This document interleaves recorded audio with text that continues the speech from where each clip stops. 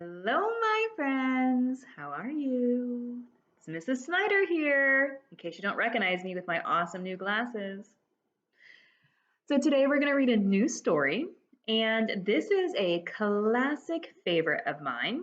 Have you ever heard of the story called Where the Wild Things Are? It's a good one. Ever heard of this? It is written and illustrated by a very famous author and illustrator named Maurice Sendak. So we're going to read this one today. And before I even start, I want you guys to look at the cover of this first. Take a good look at it. I'll even show you the back. The back has more to it. And maybe before I read, maybe you can stop and make a quick prediction. What do you think this is going to be about? All right, so let's jump in. Where the Wild Things Are. Story and pictures by Maurice Sendak.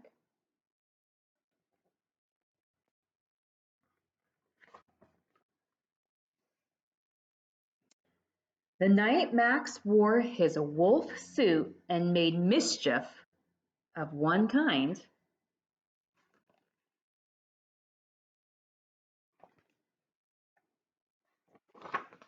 and another,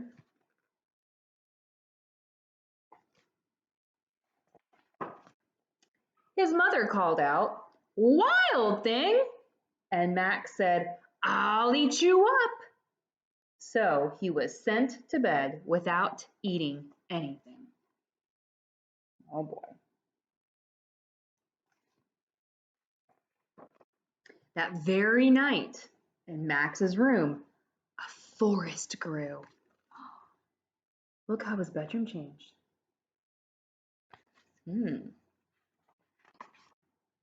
And it grew. I wonder if you can already tell. Do you think that this is a made-up fiction story or nonfiction and we're getting facts and information? You tell us. What do you think? And it grew until his ceiling hung with vines and the walls became the world all around.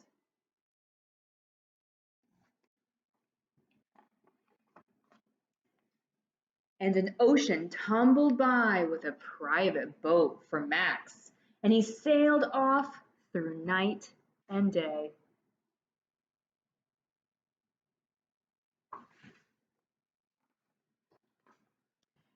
And in and out of weeks and almost over a year to where the wild things are.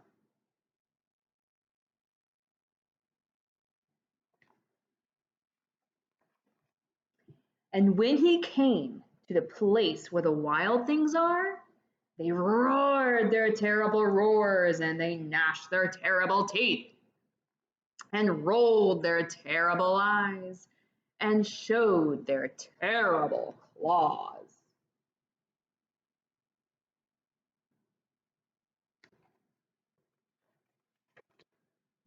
Till Max said, "Be still," and tamed them with the magic trick of staring into all their yellow eyes without blinking once, and they were frightened and called him the most wild thing of all.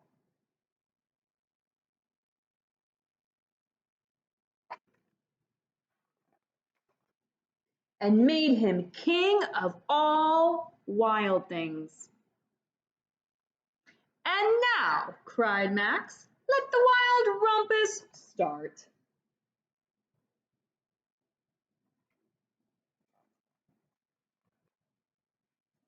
These are some great pictures.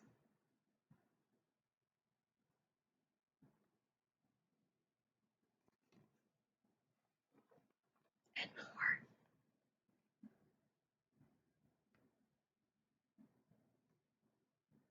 Looks like they're having fun. And more. All the wild rumpus.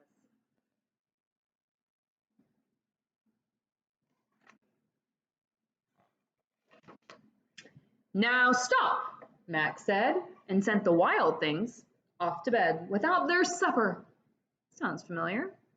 And Max, the king of all wild things, was lonely and wanted to be where someone loved him best of all. Wonder where that could be. Then all around from far away across the world, he smelled good things to eat. So he gave up being king of where the wild things are. I wonder where that smell of food comes from. Hmm. But the wild things cried, "Oh, please don't go. We'll eat you up. We love you so." And Max said, "No." The wild things roared their terrible roars and gnashed their terrible teeth and rolled their terrible eyes and showed their terrible claws. But Max stepped into his private boat and waved goodbye.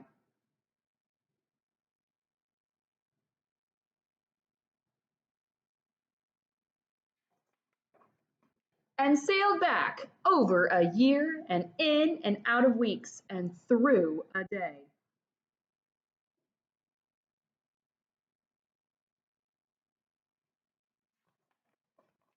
And into the night of his very own room, where he found his supper waiting for him. Hmm.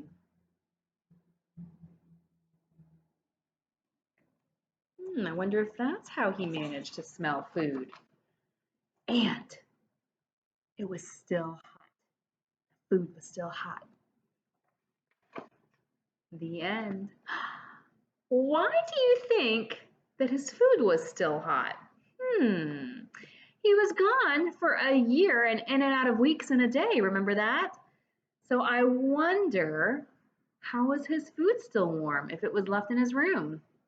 Do you think that Max was using his imagination to go somewhere far, far away? I think he was.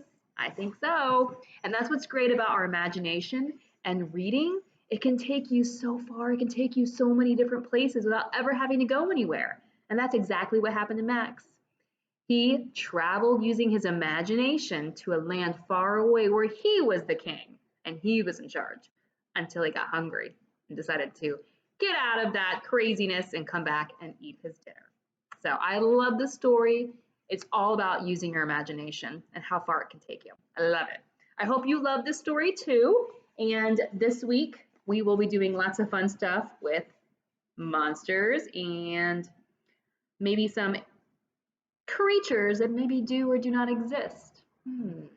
All right, my friends, it was so wonderful reading to you. I hope you are enjoying these. Bye-bye.